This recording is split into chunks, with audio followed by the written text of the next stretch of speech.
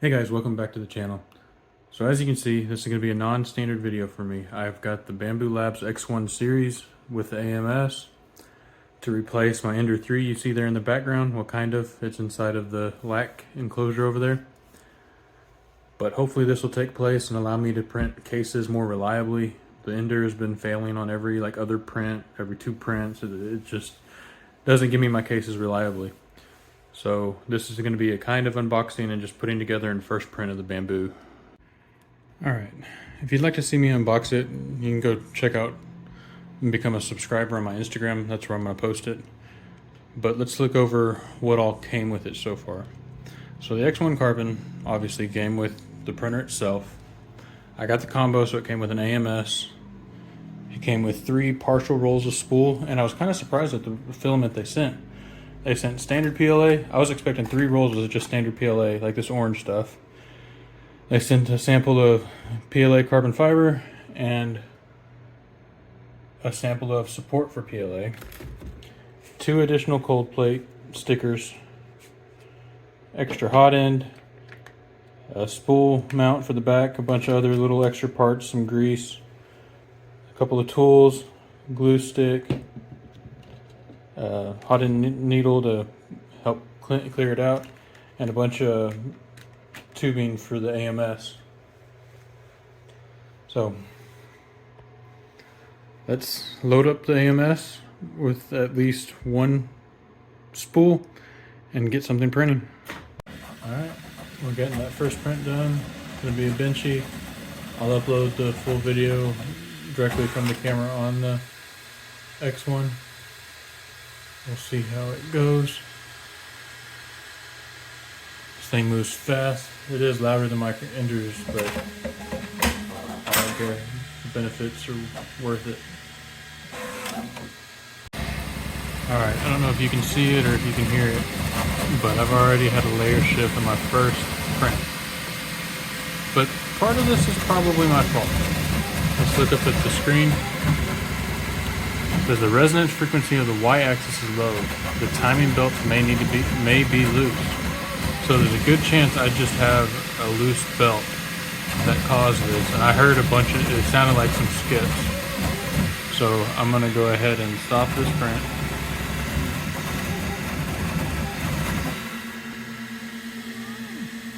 And I'll go through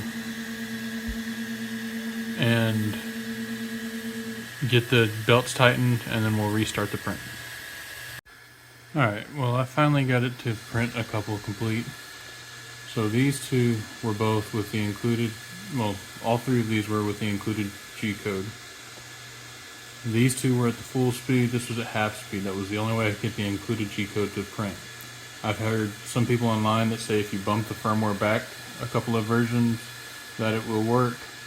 But in my opinion, if it's included and the new G-code or the newest firmware is supposed to be working, then we shouldn't have to bump it back and it should work at 100%. This is a Benchy that I sliced myself and it worked just fine. So it seems to be that the issue isn't with the X1 Carbon, it seems to be that it's with the G-code and the newest firmware for some reason just not working well together. So far I love the printer, it's great. I'm gonna throw on another print here in just a minute. Just with how easy it's been to just get it going and press print even if they fail. Just how easy it sticks to the bed. Everything works is much better than I've had with my Ender 3s.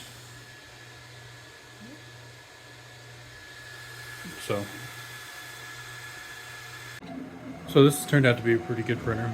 I was running into issues. As you can see, I've got 2 Benchies here that both failed pretty much at the exact same location, and these were off of the included Benchy file.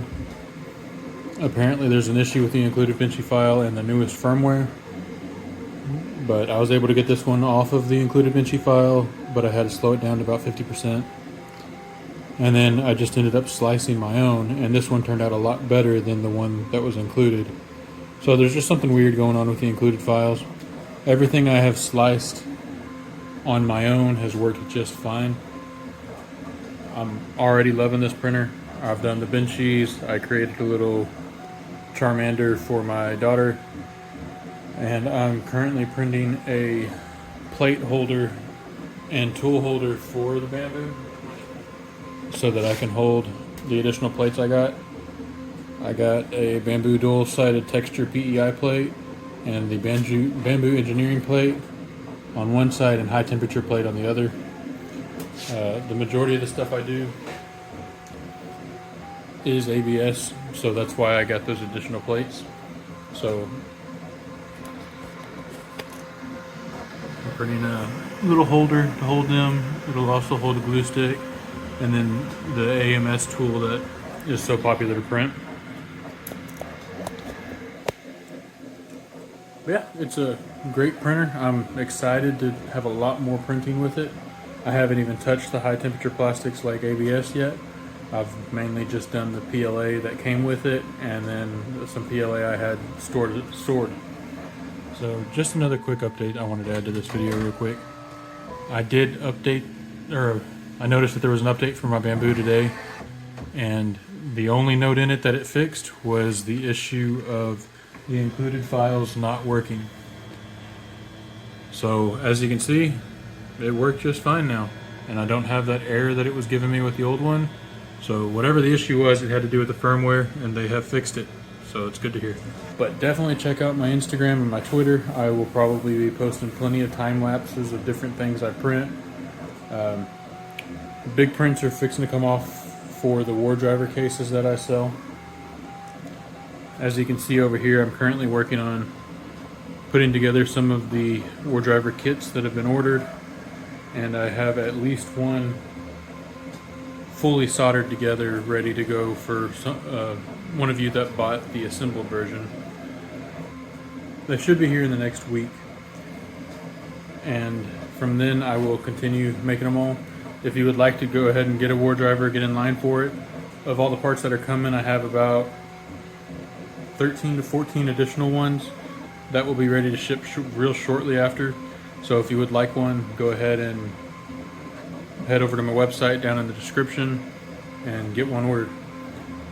Thanks for tuning in. If you like the video, like it. If you haven't subscribed, please subscribe. We'll see you next time.